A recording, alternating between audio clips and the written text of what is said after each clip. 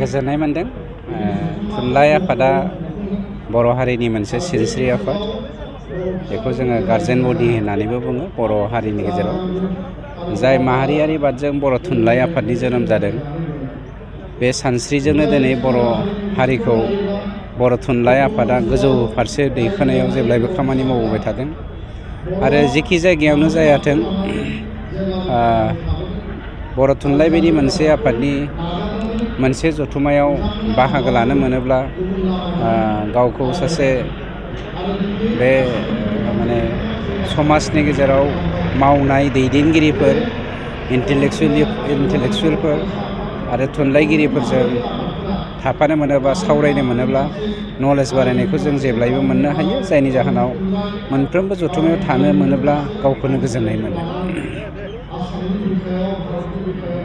जों नुदों नैबे समाव जिहेतु माहारि आफाद हिसाबै बिथांमोना गोबां जाथिनि थाखाय खामानि मावदों, नाथाय बेखौ सोंखारिनाया बाख्नायनायनि बारा सोंखारिनायासो बांसिन। सोंखारिनायाथ' गाव गावनि बेक्तिगत सार्थखौ जाफुंहोनायनि थाखायसो जायो। मानोना जाय बिथांमोना सोंखारिदोंमोन, बिथांमोना थुनलाइ आफाद बायदि मोनसे आफादखौ जेब्लायबो गावसोरनि फाख्ना-खङाव लानानै बोबथिंनो नाजायोमोन। खिन्थु दिनै मानबगिरि प्रमद बर' बिथांनि दैदेननायाव जोंनि बिटिआर सरकारा बर' थुनलाइ आफादल' नङा, गासैबो माहारियारि आफादफोरखौ उदां अख्राङाव थानानै बर' हारिखौ सिबिनायनि थाखाय गावबा गाव खामानि मावनायनि जा इसाराखौ होदों, बेखौ मोननानै माखौबा समखिनानै थानाय माहारियारि आफादफोरा दिनै खौसे जानानै ओंखारबोदों आरो हारि सिबिनायनि थाखाय बयबो जानजि खाफ्रानानै आखाइ हमलायलायनानै ज' जाजाय आवगायबोदों।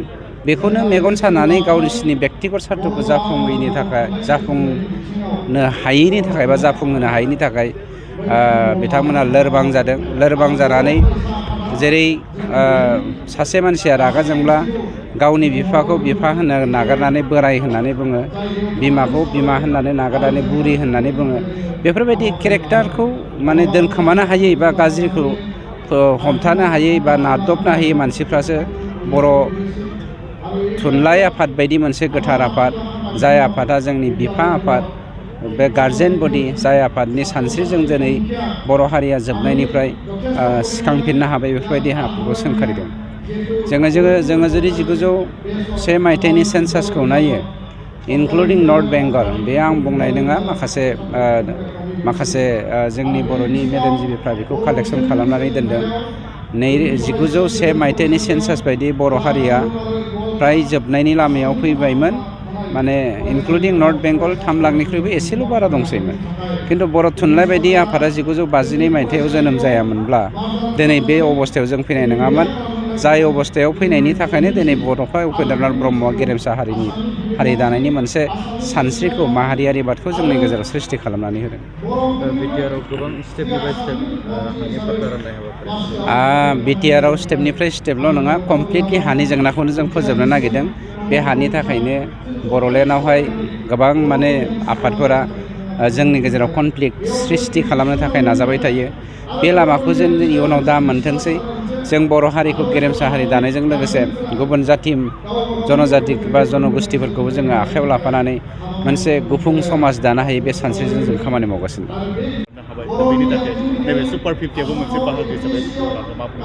बर'फ्रा मेलेमजिबि मोनसे हारि। जोङो मेलेम गोनां हारिखायनो दहाय चिफ मिनिस्टार बिथाङा, मानबगिरि चिफ मिनिस्टार बिथाङा होनदों 5000 बोसोर रायजो जानाय बर' हारि होननानै। बर' हारिया 5000ल' नङा, 7000 बोसोर रायजो जाबोबाय। बेखायनो गुबुन गुबुन रोखोमनि महरजों सोरबा रायखस जानानै, सोरबाया असुर जानानै, सोरबाया दानब जानानै बर' हारिखौ फोजोबनो नागिरदों, फोजोबनो हायाखै। गतिके आन्दलनाव जों माखासे गेप जानो गोनां जादोंमोन। खिन्थु दिनैनि दिनाव जोङो आरो उन जानानै थालिया।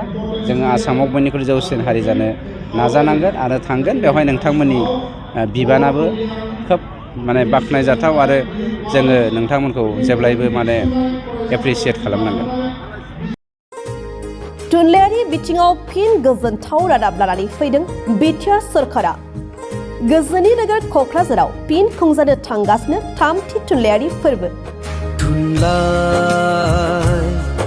सोलिफु जानुवारि दाननि फैगौ 27, 28 आरो 29 जानुवारियाव सानथामनि हाबाफारिजों खुंजागोन थामथि क'क्राझार लिटारेरि फेस्टिभेल एबा थामथि क'क्राझार थुनलाइयारि फोरबो।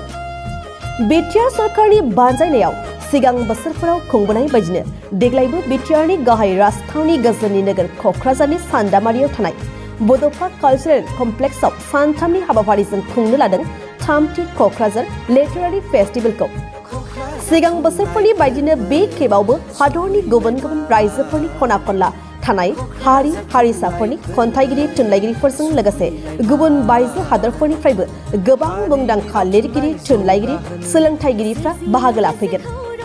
थुनलाइ मुलुगखौ दावगाहोनो हादरनि खना खनला थानाय हारि हारिसाफोरनि राव थुनलाइखौ सोराङाव लाबोनो मुलुगनाङै थुनलाइगिरिफोरनि गेजेराव लोगो हमलायनाय खाबुनि गेजेरजों गाव गावनि राव थुनलाइनि सोमोन्दै मिथिहोलायनाय रायलायलायनाय आरो सोमोन्दोखौ गोख्रों खालामनायनि मोनसे जौसां खालामनानै होनायजों लोगोसे गोजोन अनलायनाय गोरोबलायनाय फोथायलायनायनि मोन्थोरखौ लानानै खुंनो लानाय बे थामथि थुनलाइयारि फोरबोआव बाहागो लाफैनो हाबाफारिखौ जाफुंसार होफैनो बयखौबो खावलायदों खुंफुं आफादा।